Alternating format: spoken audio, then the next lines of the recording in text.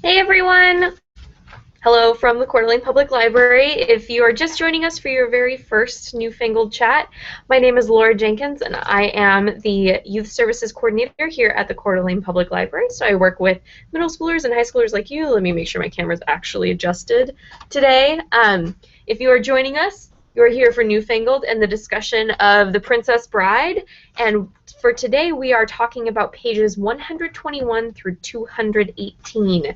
So at the very end of our section, Wesley and Buttercup have just emerged from the fire swamp, and Humperdinck has kind of taken her back under his care, taken Buttercup back under his care, and we don't really know what's going to happen to Wesley because the Count just kind of knocked him out and promised that he would be delivering him to the terrible zoo that Humperdinck has. So we're going to see what happens with that situation next week at our chat, but go ahead and say hi on Edmodo if you haven't already.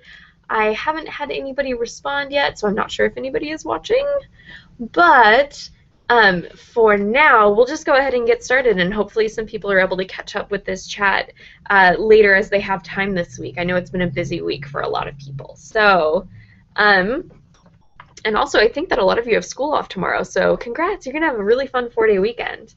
Okay, so one thing that usually characterizes my chats is a lot of looks at the literary devices and the themes and the symbols that are working in the books that we're reading, but I don't really want to do that for this book because it's just such a fun book to read. This is my very first time reading The Princess Bride. I grew up with the movie. My grandparents on my mom's side had a total of 2 movies that were kid appropriate at their house. One was an educational video about some sort of science concept that obviously we never watched because I became a librarian instead of doing something in science, but didn't really interest us. And the other movie was The Princess Bride. So what do you think we watched every single time we went to Grandma and Grandpa's house? The Princess Bride. I have watched this movie probably a total of I'm going to say at least 100 times over the course of my life. And now finally getting an excuse to jump this book up to the top of my reading list, super awesome. So I'm really excited to talk about it. It is a fantastic story so far. I'm trying to just keep up with the reading that we are doing, so I haven't read ahead at all, although I've seen the movie, so I kind of know how it ends anyway. But I don't really want to talk about symbolism or themes or literary devices that are being used in this book because it is such an awesome story. So if there isn't really a whole lot of meaning behind what's going into this story, and trust me, there is a little bit, but why do you think William Goldman chose to write this story? Well, one of the main things that he was trying to accomplish with this was to give people a chance to read for the pure joy of becoming lost in a story.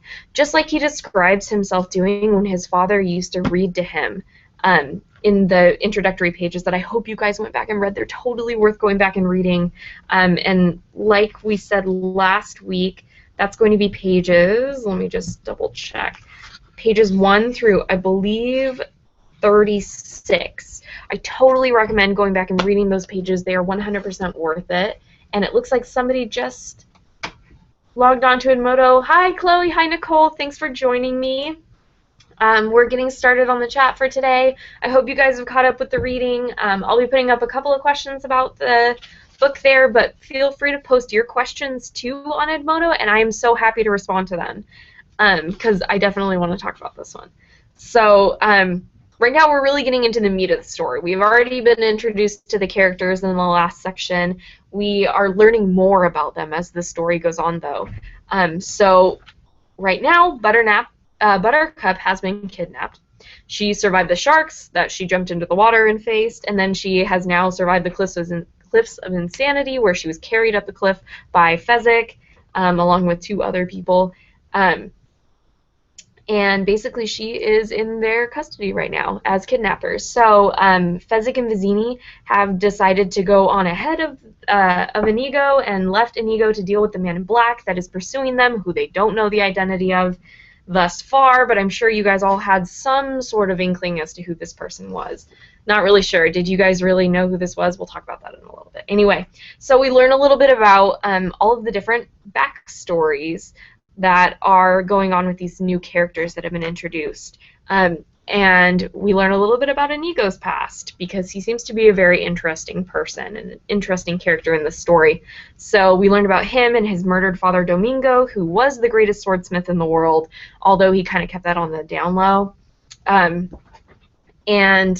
Domingo was murdered, we find out, and Inigo was orphaned when he was younger, because Count Rugen came to Domingo and demanded a sword be created for his six-fingered hand, because none of the other swords in the world were really able to match his level of skill as a swordsman. So just itching to take on this challenge, Domingo says yes, and he slaves over it for a year and kind of goes through a whole period of suffering, and Inigo goes through the same period of suffering because he's kind of tied to his father that way. And then as soon as the Count comes back to claim his sword and pay for it, he says, no, that isn't worth the 500 pieces of gold that I promised you. I am not going to pay that. And when Domingo says, I'm not going to give you this sword then, the Count decides he's just going to up and kill him. So Inigo is orphaned, and he vows to take revenge on the Count, and doesn't know who this Count is in particular, just knows that he has 6 fingers. So he is set out on this lifelong quest of revenge, which is pretty exciting. Let me just double check on Edmodo, make sure I'm responding to all of these different questions. Awesome. So we still have Chloe and Nicole with us. Great. Welcome. Okay, so why do you think Inigo is spending his entire life looking for the six-fingered man? And what do you think he'll do if or when he has killed this man? That's one of the questions that kind of comes up in any revenge story that you have.